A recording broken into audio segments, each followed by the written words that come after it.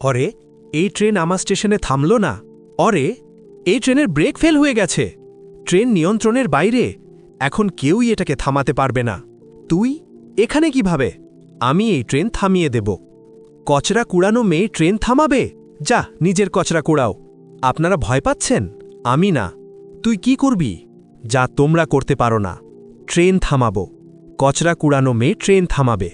উত্তরপ্রদেশের একটি ছোট জেলার রেল স্টেশনের ঠিক পেছনে একটি বস্তি ছিল। এই বস্তির শহরের সাথে নয়, বরং রেল লাইনের সাথে যুক্ত ছিল। এখানকার মানুষের জীবন ট্রেনের আসা যাওয়ার ওপর নির্ভর করত। কেউ ট্রেনে পরিষ্কার করত, কেউ প্ল্যাটফর্মে জিনিস বিক্রি করত, কেউ রেলওয়ের কচরার গাড়ি থেকে লোহা লক্ষ্যর কুড়াত। এই বস্তিতেই থাকত দয়ারাম, তার মেয়ে আরাধ্যার সাথে। দয়ারাম আগে রেলওয়ে ট্র্যাক মেন্টেন্যান্সের কাজ করত, কিন্তু একটি দুর্ঘটনায় তার পা কেটে গিয়েছিল। তখন থেকে সে বিছানায় পড়ে থাকত। আরাধ্যার মা তার ছোটবেলাতেই মারা গিয়েছিল। আরাধ্যার বয়স তখন মাত্র 17 বছর ছিল। সে পড়াশোনায় ভালো ছিল, কিন্তু টাকার অভাবে অষ্টম শ্রেণীর পর আর স্কুলে যেতে পারেনি। এখন সে রেল স্টেশনে কচরা কুড়ানোর কাজ করত।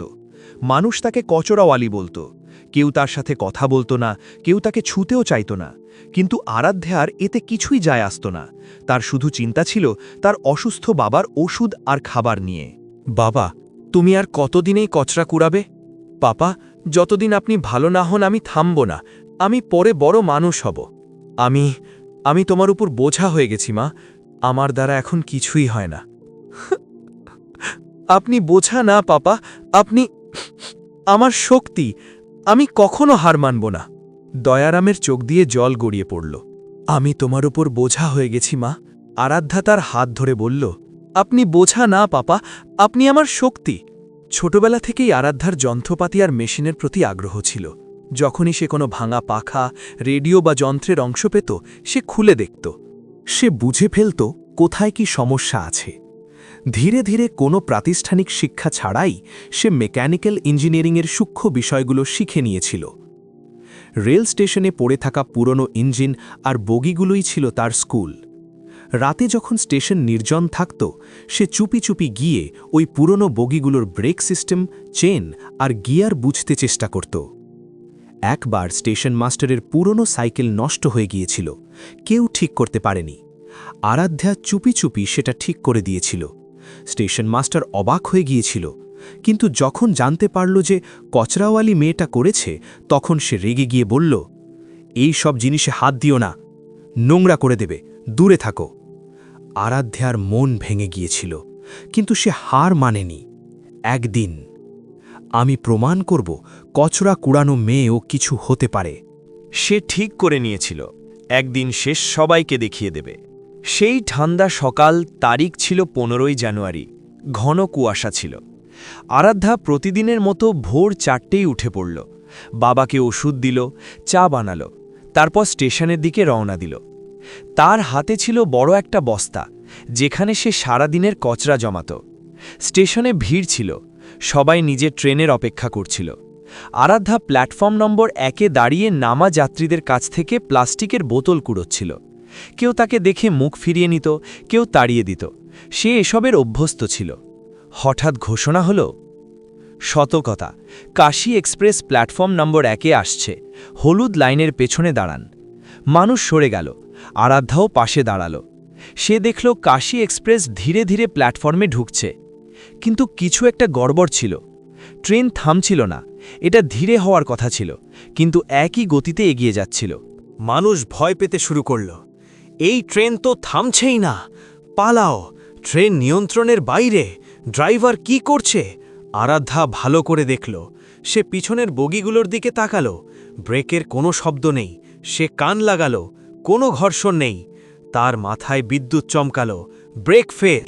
সে দৌড়ে স্টেশন মাস্টারের ঘরে গেল, কিন্তু সবাই দৌড়াদৌড়ি করছিল, কেউ তার কথা শুনল না। আমাকে কথা বলতে দিন, ট্রেনের ব্রেক ফেল। আরাধ্যা চিৎকার করল, দূর হও এখান থেকে, কচরাওয়ালি, পুলিশ ডাকবো এখনই। একজন অফিসার তাকে ধমক দিল। আরাধ্যা থামল, কিন্তু হার মানল না। সে প্ল্যাটফর্মের শেষ প্রান্তে দৌড়াল। সেখানে একটা মেইনটেনেন্স রুম ছিল।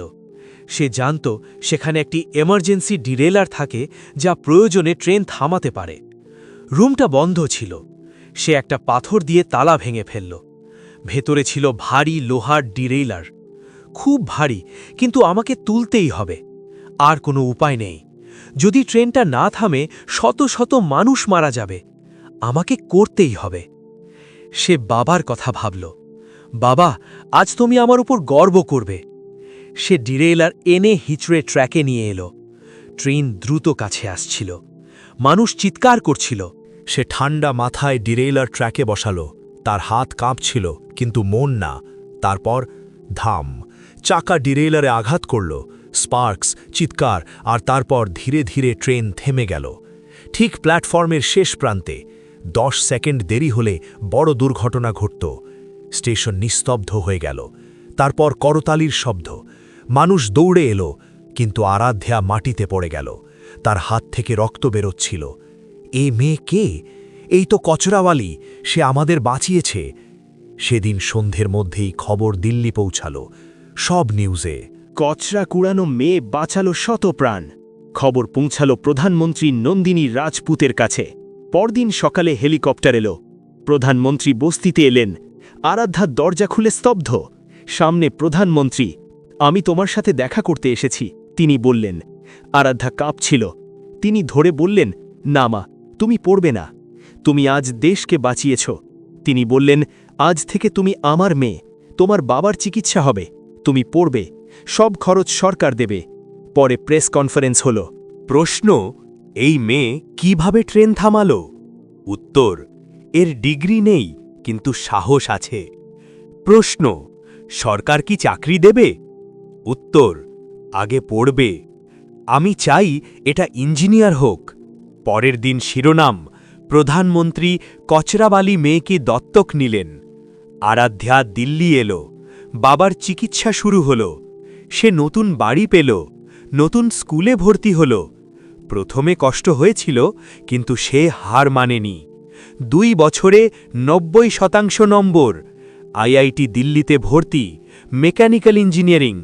বাবা সুস্থ হল। আমি আবার হাঁটছি, বাবা বলল। আইআইটির প্রথম বছরেই সে নতুন ব্রেক সিস্টেম বানালো, যা ব্রেক ফেল হলেও কাজ করবে। পুরো দেশে লাগানোর নির্দেশ হল। সেই আবার খবরের শিরোনাম। 3 বছর পর সে টপার, কিন্তু চাকরি না নিয়ে সে বস্তির জন্য কাজ করল। স্কুল বানালো, বস্তির উন্নয়ন করল। মানুষ তাকে সম্মান দিল। এক ছোট মেয়ে বলল, আমি আপনার মতো হব। আরাধ্যা বলল, তুমি আমার থেকেও বড় হবে, হার মানবে না। রাষ্ট্রপতি ভবনে তাকে ভারতরত্ন দেওয়া হল। সে বলল, আমি সেই মেয়ে যাকে কচরাওয়ালি বলা হতো। আজ সেই হাতেই এই সম্মান। এর কৃতিত্ব আমার বাবার আর প্রধানমন্ত্রীর। প্রধানমন্ত্রী বললেন, তুমি শুধু ট্রেন থামাওনি, শত মায়ের কান্না থামিয়েছ। বন্ধুরা, এই গল্প শুধু গল্প না, এটা অনুপ্রেরণা।